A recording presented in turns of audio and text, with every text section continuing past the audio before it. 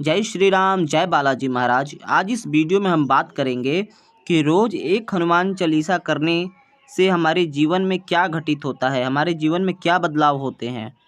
तो अब हम वीडियो शुरू करते हैं। जय श्री राम।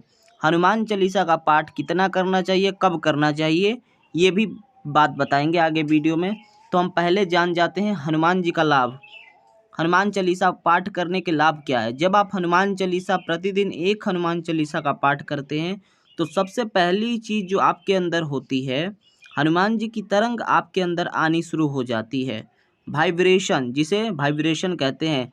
जब आप हनुमान चालीसा का पाठ निरंतर करते रहेंगे तो आपके अंदर कंपन होने लगेंगे, तरंग आती है हनुमान जी की, वो निश्चित ही आती है। जब कोई भी भक्त हनुमान चालीसा का पाठ प्रतिदिन करता है तो उसके अंदर हनुमान जी की तरंग आती ही है। तरंग क्या होती है, जब आप पूजा करेंगे या नाम जप करेंगे तो आपके जो रोए हैं वो खड़े हो जाएंगे और शरीर वाइब्रेट हिल जाएगा और रोए खड़े होंगे। इस प्रकार का पहला बदलाव आपके जीवन में होता है, हनुमान जी की तरंग आने लगती है। ठीक है।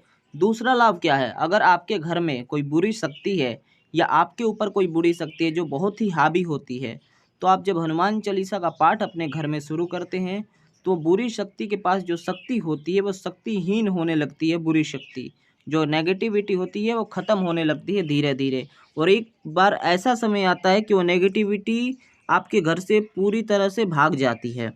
जब हनुमान चालीसा का पाठ जब आप शुरू कर देते हैं अपने घर में तो घर से नेगेटिविटी ख़त्म हो जाती है। और अगर आपके घर में पितृ दोष होता है तो हनुमान चालीसा का निरंतर पाठ करने से पितृ दोष भी जो है ख़त्म होता है। पितृ जो है शुद्ध होते हैं हनुमान चालीसा का पाठ करने से, और पितरों की कृपा पितरों की कृपा आपको प्राप्त होती है और हनुमान जी के दर्शन आपको स्वप्न में होने लगते हैं। और जैसे किसी भी संकट में आप फंसते हैं तो वो परेशानी, आप हनुमान चालीसा का पाठ करते रहते हैं तो वो भी परेशानी जो है ख़त्म हो जाती है। और कोई आपका अगर काम नहीं बनता तो वो भी काम बनने लगता है हनुमान चालीसा का निरंतर पाठ करने से। और अध्यात्म में अगर आपका जो रुझान है बहुत बढ़ता जाता है, अध्यात्म में आप चलते जाते हैं, सीढ़ियाँ बनती जाती है और एक दिन ऐसा स्टेप आता है कि आप अपनी अध्यात्म में पूरे अच्छे से सफल हो जाते हैं। ठीक है।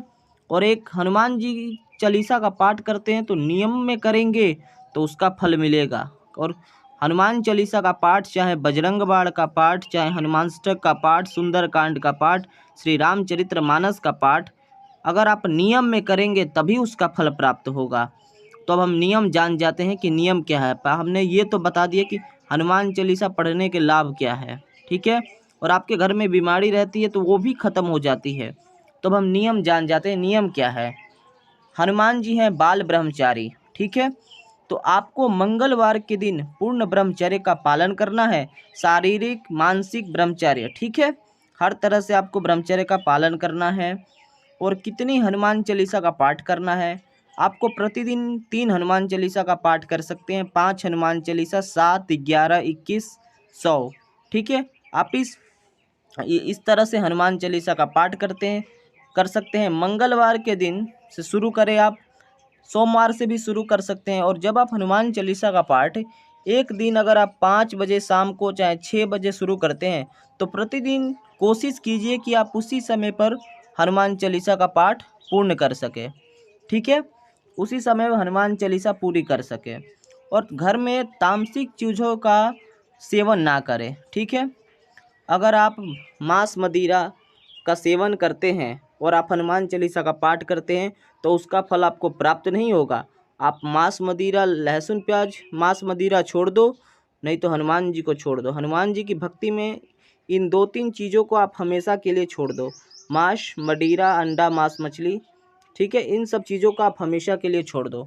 ठीक है। और मंगल शनिवार को ब्रह्मचर्य का पालन करो, और दिन कर पाओ या ना कर पाओ, लेकिन मंगल शनिवार को ब्रह्मचर्य का पालन अवश्य करो। और लहसुन प्याज का भी उस दिन परहेज करो, जो रोज़ नहीं परहेज कर सकते उस दिन लहसुन प्याज का भी परहेज करें आप। ठीक है। क्योंकि हनुमान चालीसा में लिखा गया है, जो यह पढ़े हनुमान चालीसा होय सिद्धि साखी गौरीसा। जो हनुमान चालीसा का पाठ रोज करता है, ठीक है, वो हनुमान चालीसा जो है उसको उनको सिद्ध होने लग जाती है। जो भी साधक हनुमान चालीसा का पाठ करता है, चाहे वो 1 बार करता हो, 5 बार करता हो, 7 बार करता हो, 11 बार करता हो या 100 बार करता हो, उसको हनुमान चालीसा सिद्ध होती ही है। धीरे धीरे धीरे हनुमान चालीसा सिद्ध हो जाती है। एक समय ऐसा आता है कि जब आपको हनुमान चालीसा पूरी तरह से सिद्ध हो जाती है और सिद्ध हो जाती है हनुमान चालीसा, तो आपको अलग अलग अनुभव होने लगते हैं। स्वप्न में हनुमान जी के दर्शन होने लगते हैं।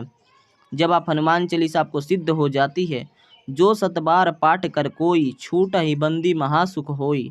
ठीक है, जो 7 बार पाठ करता है हनुमान चालीसा का 100 बार, सत का मतलब 100, जो 100 बार हनुमान चालीसा का पाठ करता है, वो किसी भी बंधन में हो वो मुक्त हो जाता है।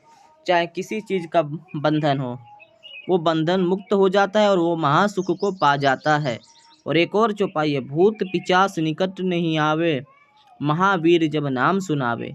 भूत पिचास भी नहीं आते, कोई नेगेटिविटी चीज़ आपके पास नहीं आती जब आप हनुमान चालीसा का पाठ करते हैं। तो अगर आप किसी रास्ते में जाते हैं, आपको डर लगता था, लेकिन जब से आप हनुमान चालीसा पढ़ना शुरू कर देंगे तो वो डर भय आपको नहीं लगेगा।